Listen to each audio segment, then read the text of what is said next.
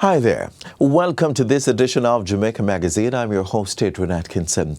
As you ease into your Sunday, we've got a wonderful show planned just for you. So sit back, relax as we turn the pages. More after this message.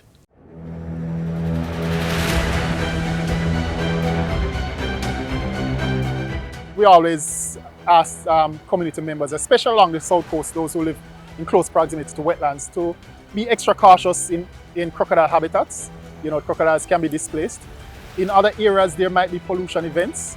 So be cautious around where your water source is. You know, what you use your water for. Make sure you boil your water before you use it. Even for basic domestic use. Potable water, you want to make sure you're getting it from a very clean source, and even then you want to ensure that you boil your water. There can be contamination from farms, there can be contamination from sewer systems, especially after flooding events that may occur after a storm. After a hurricane, it may seem like the worst is behind us, but long after a storm has passed and the sky is clear, hidden dangers can remain.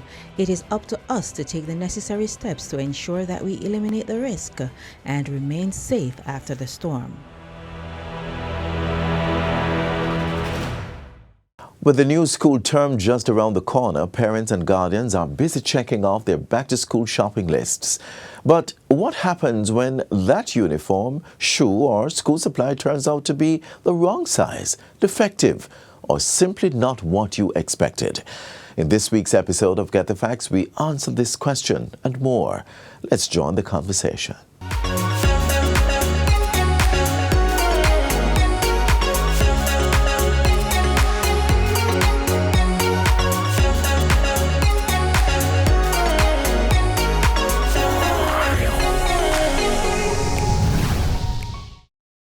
Welcome to Get the Facts, the show that gives you information on what you need to know. Back to school shopping is well underway, and thousands of Jamaicans are purchasing uniforms, shoes, textbooks, bags, laptops, and other supplies. But what happens if an item is defective or the wrong size, or it's simply not what you expected? Many stores display signs that read, "No refund, no exchange." But are these policies always legal? What rights does the customer have in these situations? Today on Get the Facts, we're separating fact from fiction as we discuss consumer rights, refunds, exchanges, and what you should do if a purchase goes wrong. Joining us is Ms. Dorothy Campbell, Communications Specialist at the Consumer Affairs Commission, CAC. Lady Campbell, welcome. Thank you. Let's jump right into getting some facts. First and foremost, what does the CAC do? Good question. Yes. The Consumer Affairs Commission is the agency that promotes and protects consumer interests through consumer education, market surveillance, dispute resolution, complaints resolution, as well as to do research to advise government on policy for consumers. Two things jumped out at me: dispute and complaints resolution, and it's back to school time, one of the busiest shopping times of the period, perhaps only behind maybe Christmas or in front of Christmas. Yes, yeah? I think so. What are some of the complaints CAC tends to get at back to school time? Well, it's usually exactly what you said in your opening remarks. It's about the quality of the shoes, the uniforms, poor quality, also misrepresentation of, conditions of sale and so on. So we get those usually about sometime closer to November. Persons will realize that books they may have purchased after the fact, wrong title. Right. They may have purchased uniforms that the quality of the fabric or the color is different from the prescription given by the schools and so on. Right. So we have to educate consumers about making sure that they do some checks to ensure that they have the right design, right fabric, right shade, colors, and so on. So there's this flurry of activity, and then about like November, you're like, yes. Yeah, I get it. Now, one of the signs, and this one is a big one for us, one of the signs that consumers tend to see in many stores is no refund, no exchange. And we're wondering, is that always legal? Does a store always have the right to refund, to refuse refunds or exchanges? And on the flip side, does the consumer always have the right to bring something back and say, no, take it back? Well, the consumer has a right to request a refund or an exchange of any item. However, about the sign in the stores, the store owner can put any sign he wants on his property. Okay. However, Right. if a defective good or a substandard good or something that's not fit for purpose is sold to a consumer, then the rights of the Consumer Protection Act trumps any sign that the store owner may post on his walls. So in a matter of a defective item, a misrepresented item, Yes.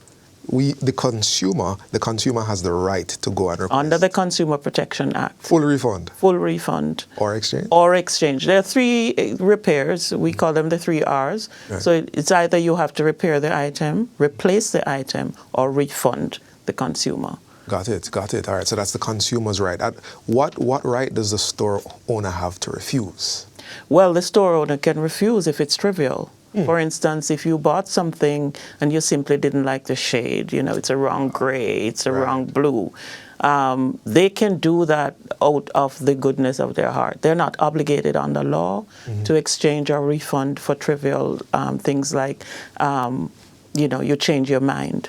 Even a simple thing, maybe more important to a mother or father, the fact that the uniform didn't fit. Right. Because it is your responsibility to do the proper due diligence prior to purchase.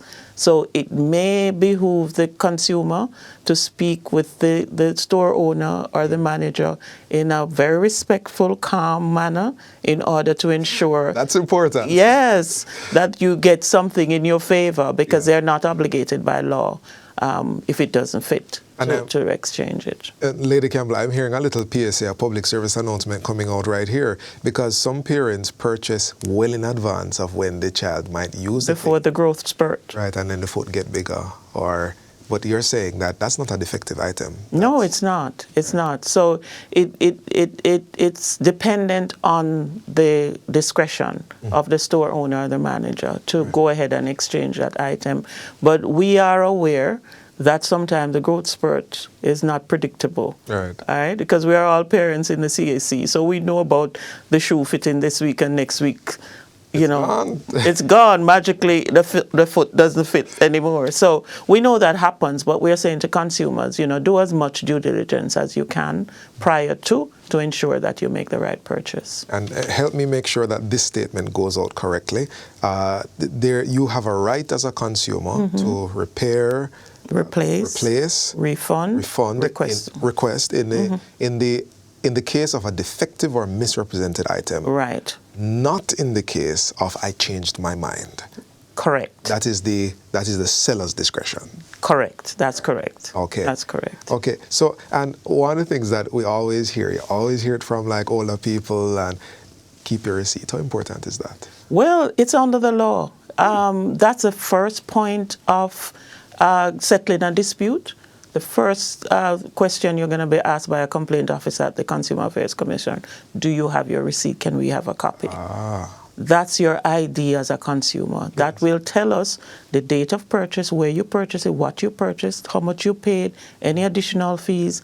So we ask consumers always retain your receipts in the event that you have a dispute, because that's the first line of evidence. Right. So in the case that you brought up, that little case study you brought up at the beginning, where you're like, okay, we've done the buying during back to school, and then in November, we see some things like that, and the receipt might have faded.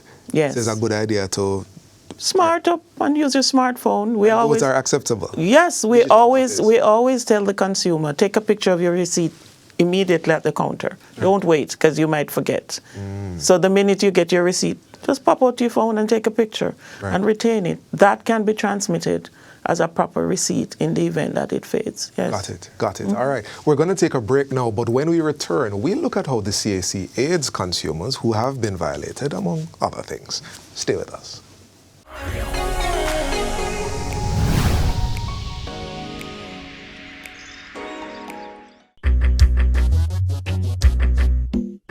Nutritious food, succulent dishes, superior workmanship, and excellent service. Jamaica is on the go. Let's grow what we eat and eat what we grow. Let's harness the indomitable spirit of our most valued resource, our people. Let's support our local businesses. After all, buying Jamaican means building Jamaica. Original.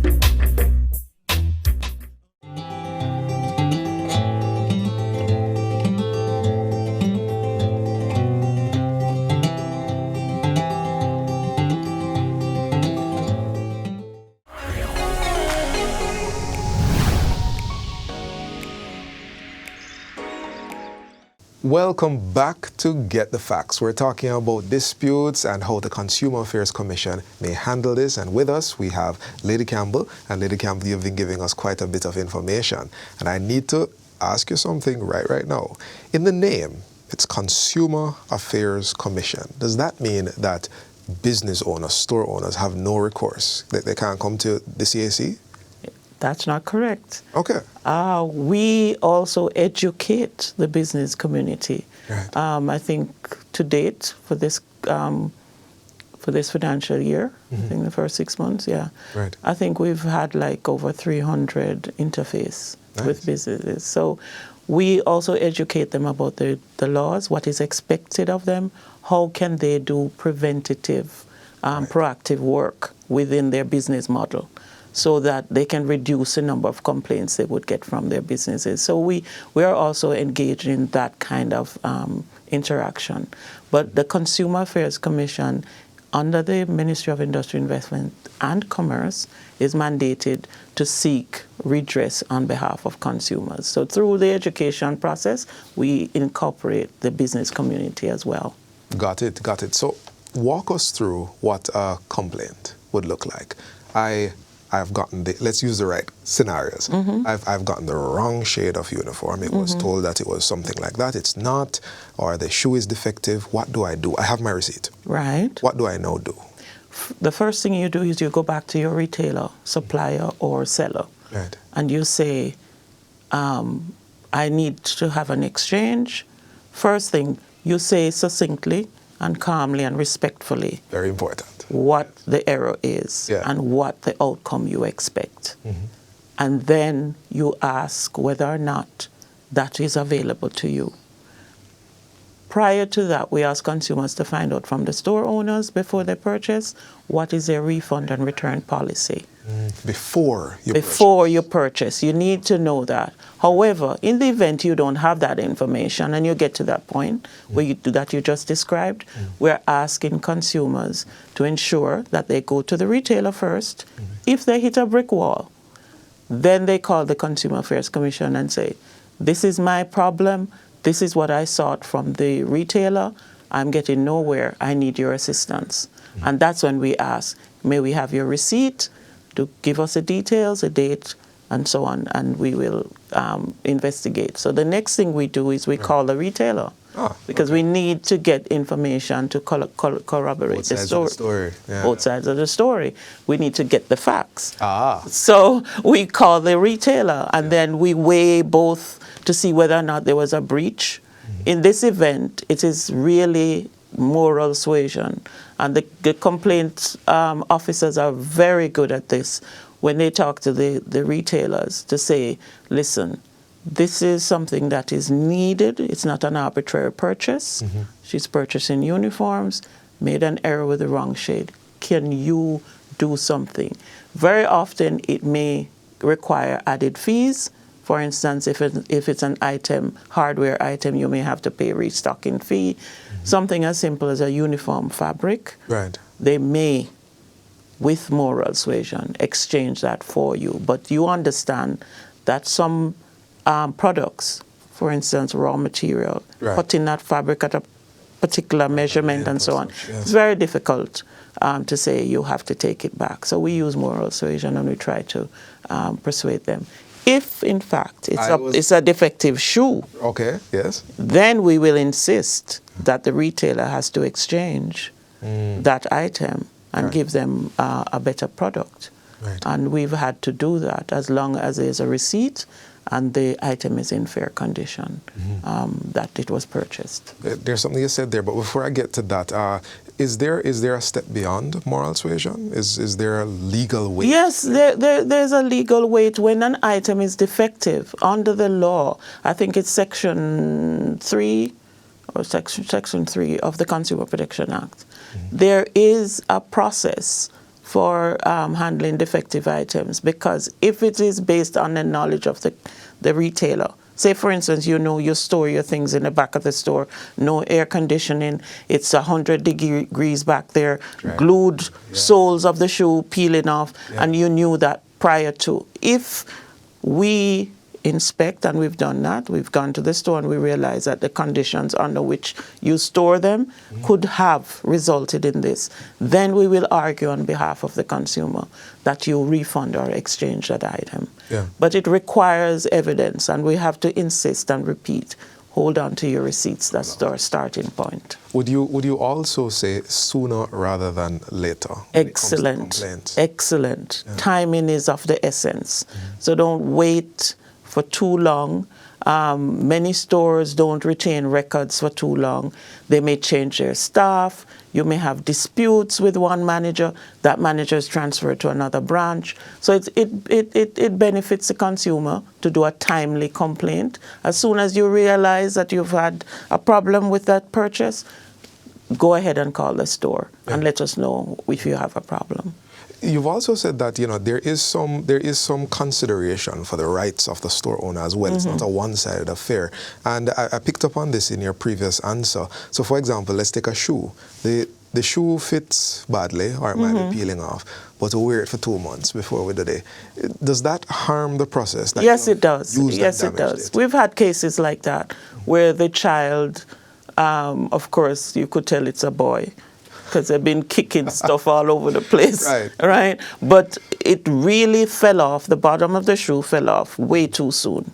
But it was treated in a poor manner, because you could tell that the child has been kicking everything in front of him for a couple of weeks or maybe a month. So it is very difficult in an economy like ours to insist at that point on that particular case that the store owner should take that shoe back. Got it. But sometimes our complaint officer will persuade a discount for the second purchase or something. So the human factor comes into play, not always the legislation. So, Lady Campbell, I asked about if there's anything beyond the moral suasion. You present the case. The officer speaks to the seller. It's a clear case that this was a defective item or misrepresented, but they say, no, not doing it. What happens? Is there any greater legal avenue that they can take? What happens if they just say, no, we're not listening? Well, we continue to have dialogue with the store owner, and then we get to the point where we have to write to them to inform them, remind them of the law, quote the section of the law, and we state the fines that are associated with that particular breach. Yes, because within the Consumer Protection Act, it can, I think, from 200,000 to 2 million, depending on the breach. So we will take them to the magistrate's court if needs be. Got it. We're in the final few seconds of this interview. Any final words for those who are watching, business owners and consumers alike? Yes, we just want to remind business owners, thank you, because consumer protection is a tripartite relationship. Business owners, government, and the consumer. We want to remind you, you have a responsibility to sell safe products. You have a responsibility to give full information. Consumers, remember, do your due diligence. Check your receipts, hold on to them. Ensure that you check the currency in which you have purchased at the point of sale. And always, always go back to your retailer if you have a problem. And if nothing happens there, you come to the Consumer Affairs Commission. All right. Lady Campbell, I have to extend for just a few more seconds. What if it's an online store? If it's an online store, unfortunately, the Consumer Protection Act does not extend beyond our borders. So we have asked consumers to constantly ensure that they do their due diligence, find out what the refund policy and return policy is, and always use reputable sites. Got it. Thank you so much. Back to school shopping does not have to be such a stressful experience. Understanding your rights. Exactly. Right? Asking the right questions before making the purchase. You have said this, and keeping the proof of your purchase, either the physical copy or taking a picture, is essential. If you need advice or assistance with a consumer-related issue, the Consumer Affairs Commission is available to provide guidance and to help resolve these disputes. Thanks to Ms. Dorothy Campbell, the Communications Specialist at the Consumer Affairs Commission, for helping us better understand consumer rights and responsibilities. I've been your host, Theodore Henry, and thanks for watching Get the Facts. Jamaica Magazine continues.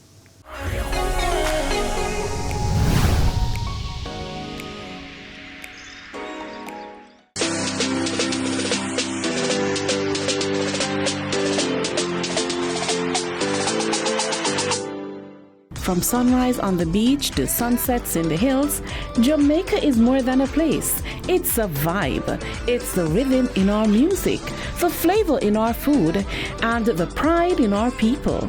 It's how we celebrate life. Bold, proud, and full of energy. From yard to abroad, once you feel it, you know Jamaica is a vibe. Let's keep it positive.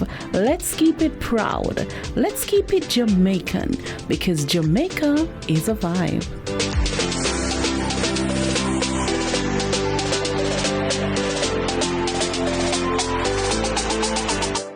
Motorists, when driving on the road, here are some simple reminders. Look out for and extend courtesy to all road users. Give plenty of room to pedestrians, especially in wet weather. Drive slowly.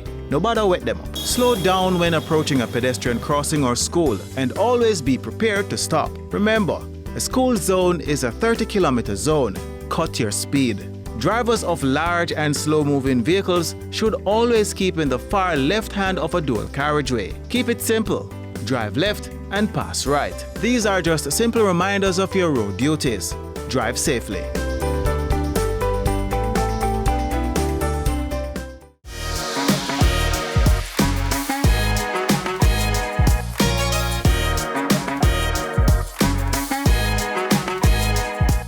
The Jamaica Deposit Insurance Corporation, JDIC, recently launched its logo redesign competition, which concluded in July this year. Here are the stories of the top 3 individuals or teams that answered the call.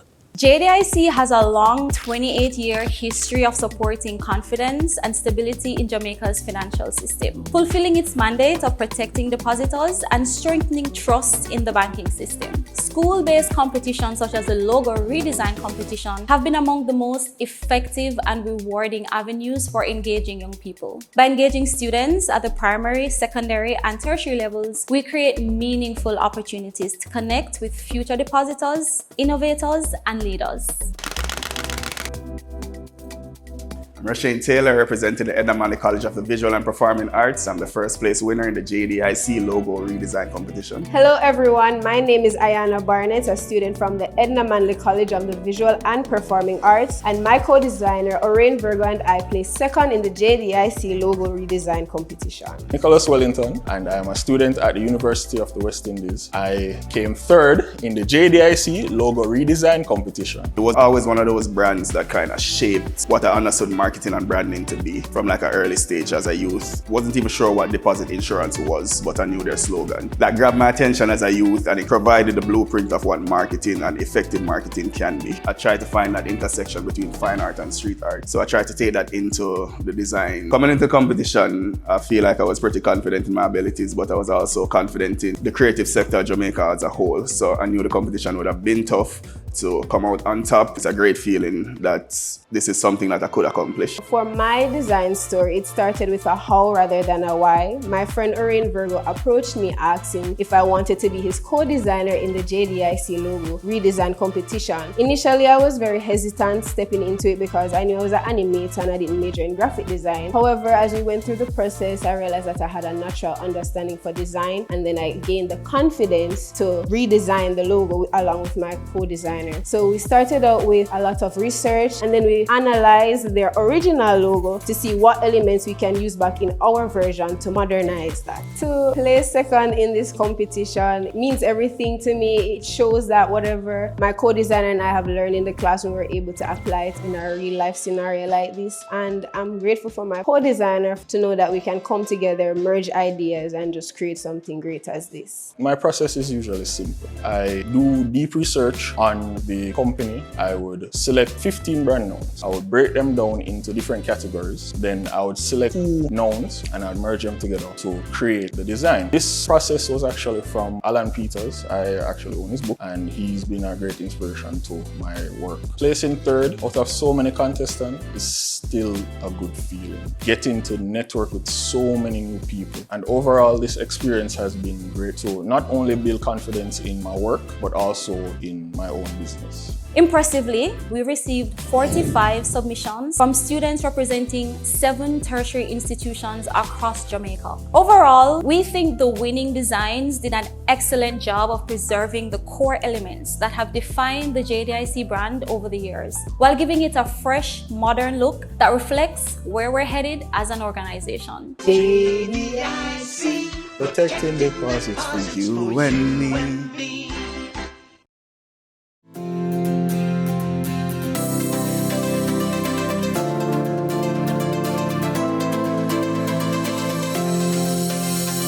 Think artificial intelligence is just sci-fi? Look closer.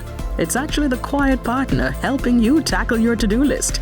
From the maps that dodge traffic for your morning commute to the personalized playlist that knows your mood, AI is making daily tasks faster and more intuitive. It's not here to replace us, but to assist us. No matter your age, it's your digital assistant, helping you focus on what really matters. Artificial intelligence is changing how we live and work, making everyday tasks easier. But the heart behind the technology is still human.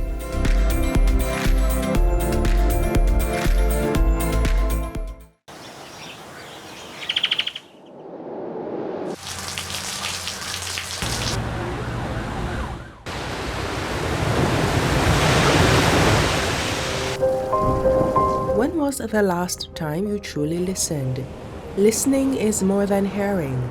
It's being present, paying attention, and connecting with the world around you. Every sound tells a story, from birdsong and flowing rivers to the whisper of the wind. Today, pause, listen, and reconnect with nature.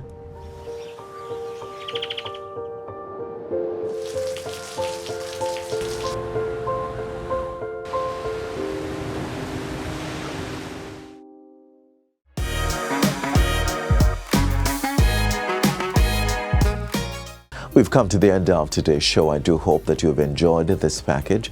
To catch a repeat of this or any other, feel free to log on to our website at jis.gov.jm. Until next time, I'm Adrian Atkinson.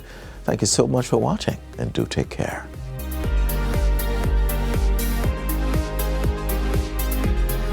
This has been a production of the Jamaica Information Service, the voice of Jamaica.